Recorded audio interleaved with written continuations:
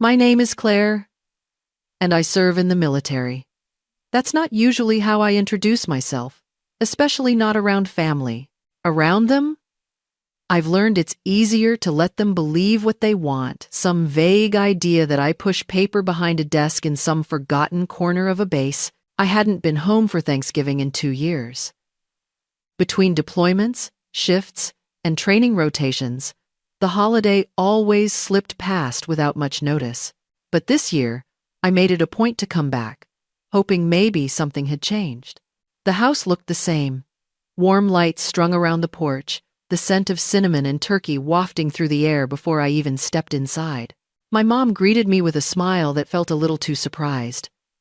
And my dad gave me a quick pat on the back like I was someone else's kid passing through. Melissa, my sister, had already arrived. She swept into the kitchen like she owned the place, laughing too loudly and making sure everyone saw the diamond ring on her finger. Her voice carried across the room, layered with confidence and that polished charm she always wore around our parents. She gave me a quick hug, more polite than personal, and immediately pivoted to talk about her new job at the hospital. I stood there for a second, holding the pie I brought, waiting for someone to ask about me. No one did. Dinner was already in motion by the time I settled in. The table was crowded with dishes and stories that had nothing to do with me. I offered to help with the food, but Mom waved me off, saying I looked tired and should just relax for once. That was code for stay out of the way.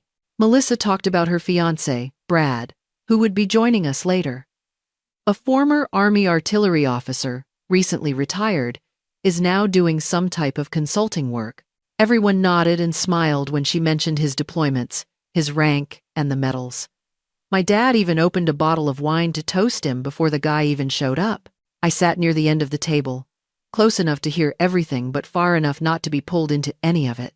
They talked about airport delays, Melissa's new car, and a story about Brad diffusing a situation in a bar, which got more dramatic with every retelling.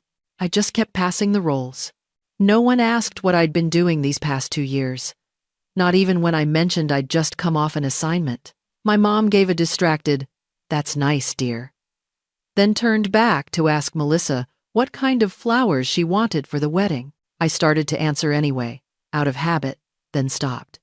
I knew how this went. In this house, Melissa was the brave one.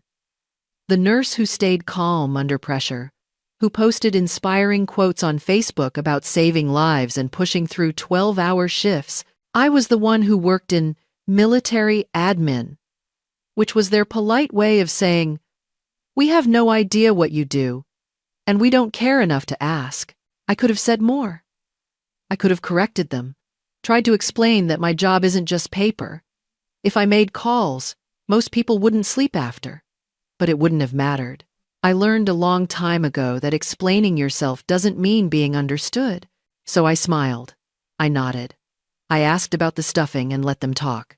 And somewhere between the mashed potatoes and the cranberry sauce, I realized something. I wasn't there to change anyone's mind. I was just there, present, quiet, watching, and maybe that was enough for now. Brad arrived just as the turkey was being carved. He walked in with that effortless calm some military guys have, like he'd sized up the room before even stepping through the door. Tall, squared shoulders, polite smile. I recognized the posture right away, the way he scanned each face just long enough to register and move on. Melissa lit up as if someone had turned on a spotlight just for her. She introduced him like she was presenting a decorated general at a press conference. "This is Brad," she said, drawing out his name, then added, "He led a team in Ramadi during the last surge." Her tone made it clear this detail wasn't optional. My parents were instantly charmed. Dad offered him the best seat at the table without hesitation. Mom poured him wine before she even asked if he drank. Everyone leaned in, suddenly fascinated by artillery, by training, by the one time he jumped out of a helicopter. I watched from across the mashed potatoes. Melissa sat next to him, hand on his arm like she was anchoring him to the table. She asked questions just to set up his answers. Little prompts like, "Tell them about that night in the desert," or Didn't General Morris say something about you being the calm in chaos? Each time, Brad smiled modestly and told just enough. At one point, my dad raised his glass and said, "To Brad, and to real service." No one corrected him. No one looked my way. I was seated 3 chairs down, next to the cranberry sauce and a cousin who only talks about cryptocurrency. I smiled and sipped my water. Melissa glanced at me between stories, her eyes sharp beneath the mascara. She asked casually, "Claire, do you still handle those? What are they? Spreadsheets or inventory logs?" Her voice was light, but it landed like a slap. Everyone chuckled. Even Brad let out a polite laugh, not realizing the weight behind her words. I nodded, said nothing. I'd heard it all before, that I was the safe one, the stable one. While Melissa ran toward sirens, I filed reports and kept office plants alive. And even though none of it was true, I didn't correct them. I just watched as my place at the table quietly disappeared again. They've always liked to joke about my job, the printer jam, the forms I must alphabetize, the thrilling life of military paperwork. My dad once said, laughing, that the most dangerous thing I probably face is a stapler with a bad attitude. At first I tried to explain. I told them I worked in operations, that I coordinated real-time decisions, reviewed intelligence, and flagged threats before they became tragedies. But their eyes glazed over before I finished my second sentence. Eventually, I stopped trying. It wasn't worth the effort. Every time I opened up, I felt like I was breaking character, stepping outside the version of me they preferred. In their script, I'm the quiet one, the good daughter who doesn't make waves, who's reliable and never asks for much. Melissa's the headline. I'm the fine print. They never asked what my days were really like, how often I sat in a dark room with screens flickering in front of me, waiting for one wrong move to set off a chain reaction, or how sometimes, at night, I still replay the voices in my headset, just to make sure I didn't miss something. But none of that fits their idea of me. It's easier for them if I stay simple. If I say I work in logistics and smile through their little jokes, so I do. I play my role. I nod when they tease, let Melissa take the spotlight, and I fade into the edges like I always do. It's easier to let them believe the version of me they're comfortable with than to force them to see something they never wanted to.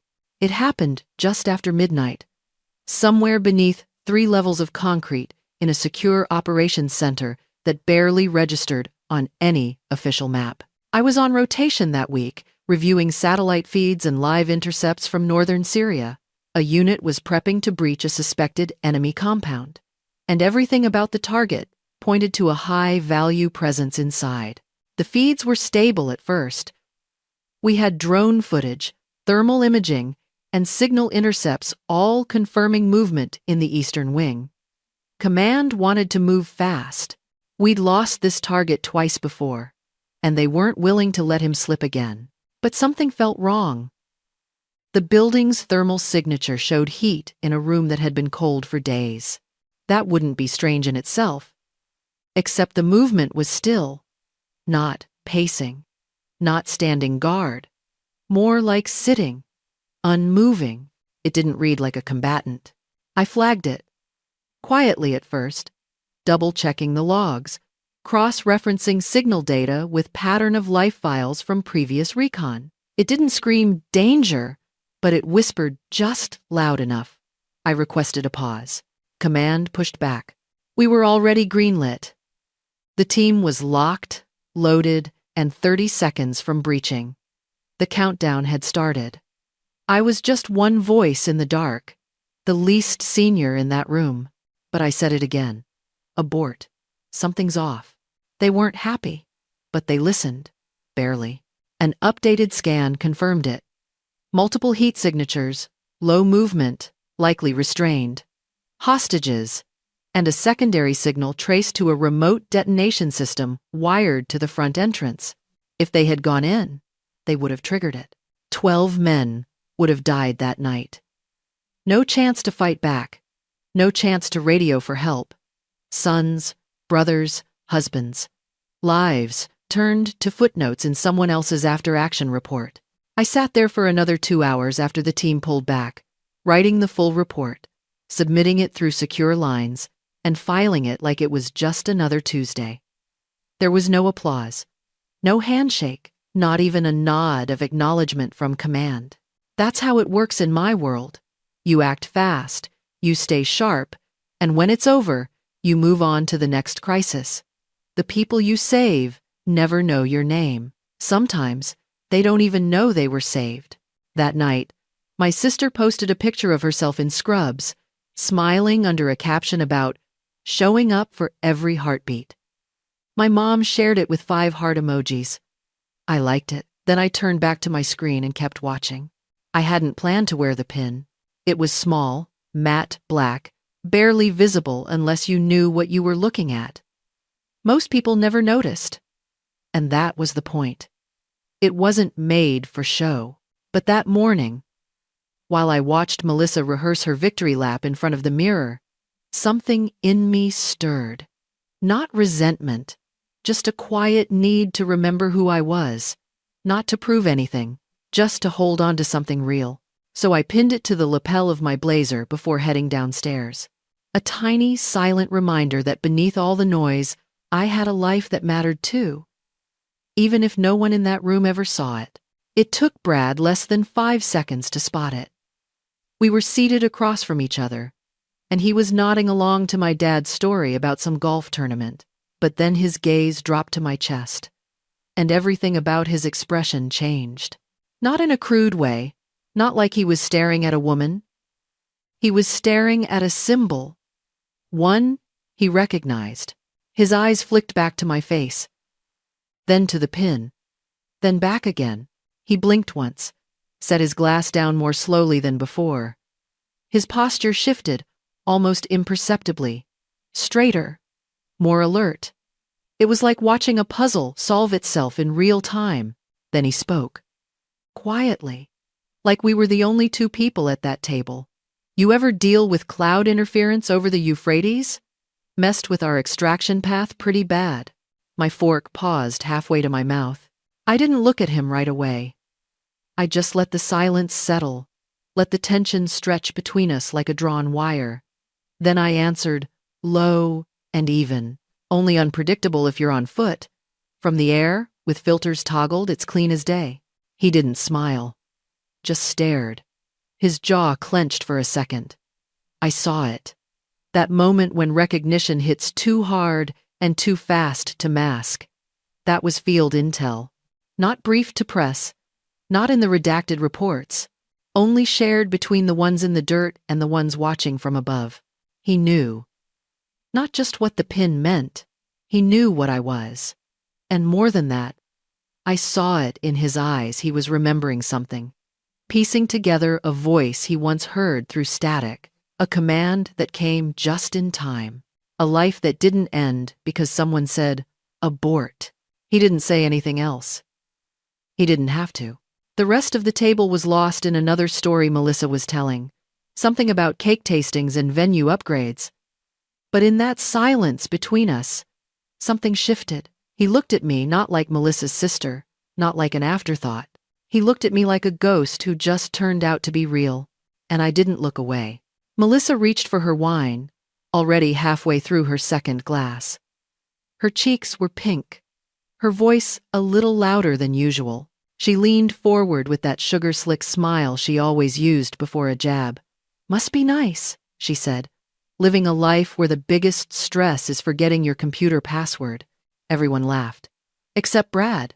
I didn't flinch. I'd heard worse. I kept my expression neutral, still, as I had in every briefing room, every tense moment before a decision. But then, she reached across the table. Her fingers brushed the edge of the pin on my blazer. Light. Like she thought it was just a decoration. This little thing, she said. Did you get it from one of those Army-Navy surplus shops? Before she could touch it again, Brad's hand shot out and grabbed her wrist. Not rough, Not angry, just firm, final. The entire table froze. My mom's knife clinked against her plate. My dad stopped chewing mid-bite. Melissa stared at Brad like she didn't understand what just happened. Brad didn't look at her. He looked at the pin, then at me. His face had changed.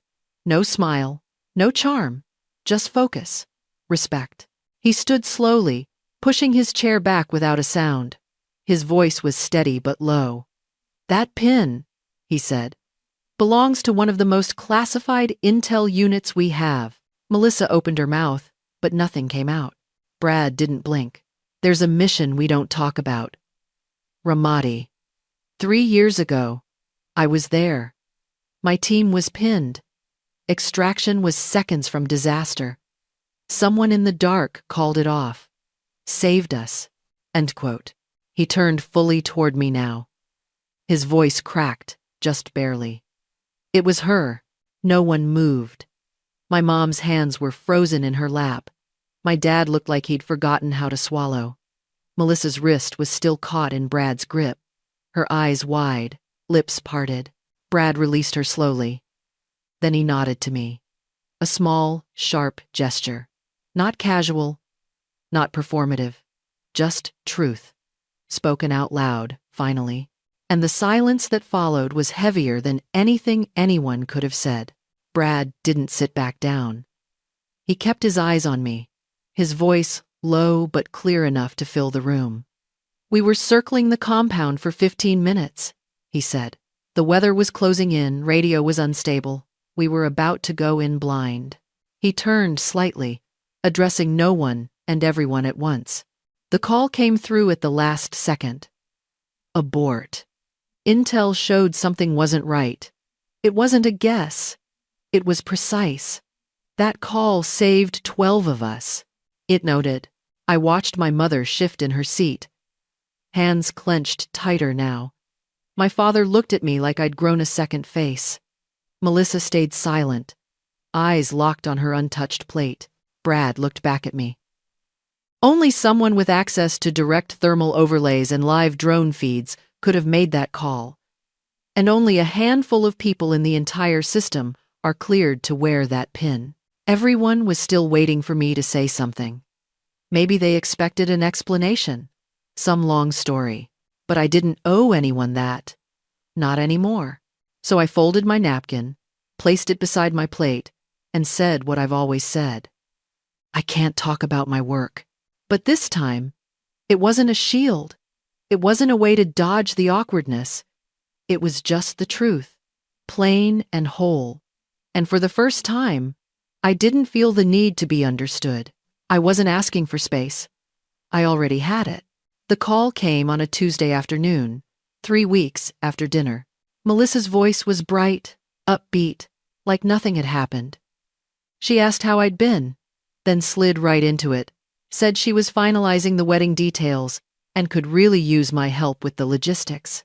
She laughed and said I'd be perfect for coordinating the florist and seating chart. "You're so good at organizing," she added, like it was a compliment. Like I hadn't heard that same line since high school. I let her finish. Then I told her no. Not angry. Just clear. I said I was happy for her. Truly. But I wasn't going to step into that role again. I wasn't going to manage the behind the scenes while she starred in the spotlight. She went quiet for a second. I think she expected me to cave like I always had, but I didn't. There was no argument, no guilt trip, just a pause. Then she said she understood, and maybe she did. Or maybe she didn't. But it didn't matter. For once, I didn't feel like I had to make her understand. I had drawn my line, and that was enough. The holidays came and went, quieter than usual. No follow-up calls, no awkward attempts at conversation. Just space. And honestly, I welcomed it. I stopped needing them to understand. I stopped rehearsing the answers to questions they never asked. I had spent so long chasing a kind of recognition that only mattered because I thought it would fill something. But it turns out, I was never empty.